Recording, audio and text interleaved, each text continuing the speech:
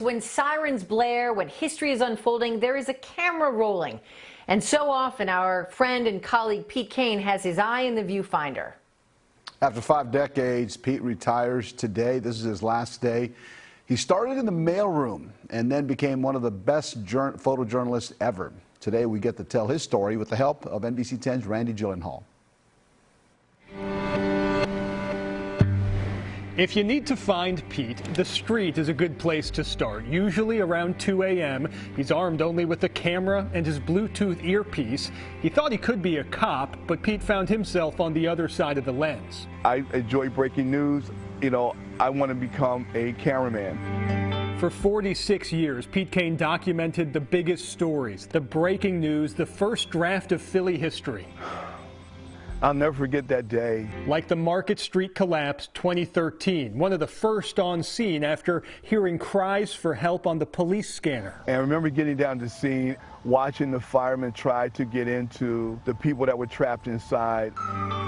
He's been on the front lines of tense moments. This 1999 shootout in North Philly. I got shots fired. You gotta get the crews out here, please. Bullets whizzing by his tripod. A cop grabbed me and put me under the back of my news van. He saved my life.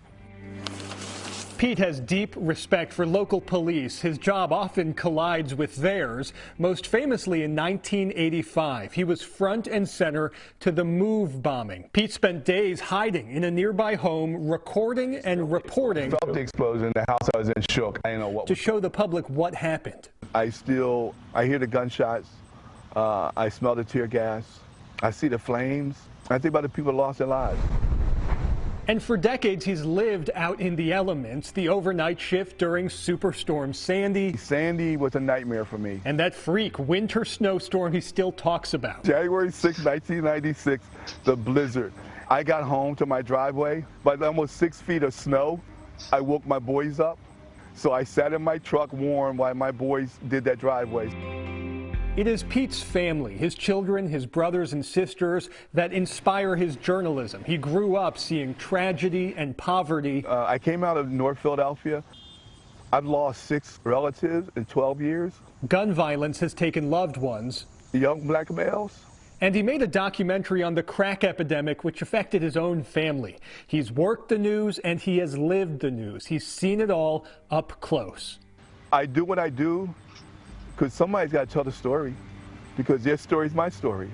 I was always told that a picture is worth 1,000 words. So I think the video is worth 1,000,000 words. And one of the reasons I do it is that I want to make a difference. Pete sure has made a difference. Pete is joining us now. Pete, there's so many things to talk to you about. You've made such a difference. You've covered so many stories about the community because it's your community, with empathy and understanding. But I know that I've recalled with you so many times that first really big story that you did with the Move bombing. Can you take us back to that? Yeah, Tracy, it's still a nightmare for me. 35 years ago, I'll never forget the bombing, the fire, the shooting. It's just something that sticks with me because I could hear the yelling and screaming, when the fire was getting out of control. And it was something that will stick with me forever.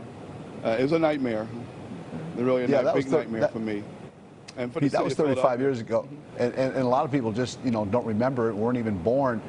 But we have YouTube so people can go back and kind of, brush themselves up on what happened. But there are other things that throughout your career that have always fascinated me, Pete.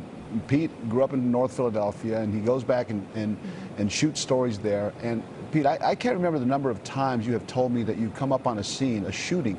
You just mentioned in that piece, Randy's piece, that you've lost 6 family members in a very short period of time.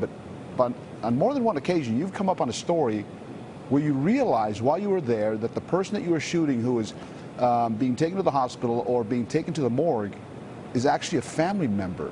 Can you just kind of walk us through how that happens and what you feel, the emotions that you feel when you walk up, you come up on a story and it's somebody that you know? over the years, I've been on, when I first came out on the street, some of the guys I grew up with, I coached basketball with, I responded to a scene, and to find out the person that was shot was one of the guys I either went to high school with, or I played basketball with, or I coached basketball with. And one time, years ago, I was sent out on an assignment in a shooting in West Oak Lane, and I get on the scene and found out then that they were relatives of one of my family members. It was a father that had shot and killed his son. And when I saw that relative walk out the house, the wife walk out, I recognized her. And I remember calling the assignment desk, and I told John Musoni, who was assignment manager at that time, that I can't do this. And because I broke down, I found a family member. And then from there on, I started realizing that those stories can be my story. And over the years, they have been. Most recently, almost 2 years ago, one of my cousins was shot and killed up in Kensington at a Chinese restaurant. And I was on my way into work that night when his grandmother called me and said, told me that he had been shot. And I got up on the scene, and before I got there, I spoke to Chief Small, and he told me, who the person was that passed away, and found out it was one of my cousins. And, so I just never know, living in a city, when something happens, it's going to be someone that you either know or you're related to. Right. So it's, you're so committed to the community. That's why I treat every story so like committed. It's personal. Mm-hmm. Yeah. Yeah, well, it is personal for you, right? Because you all, you are Philadelphia. Yeah, I appreciate that. It's just, I know a lot of people. Big hug. Tracy, you made me cry earlier when you started crying. I've been trying to hold on, but when I saw you tearing up and Vi getting emotional and Bill, and it's like it really hit home. I enjoy working with you all. I mean, you all are like family to me.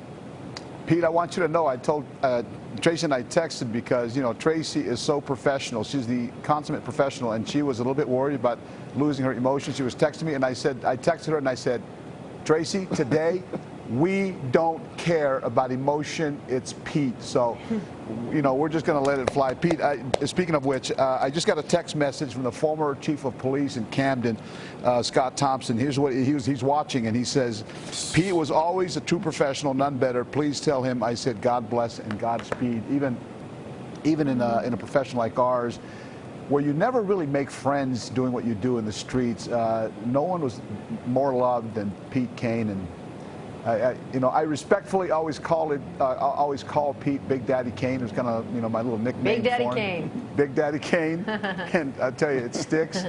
Pete, just know how much we love you and how much we appreciate you and how much, frankly, you'll be missed by all of us here at NBC10 and throughout the city, everywhere.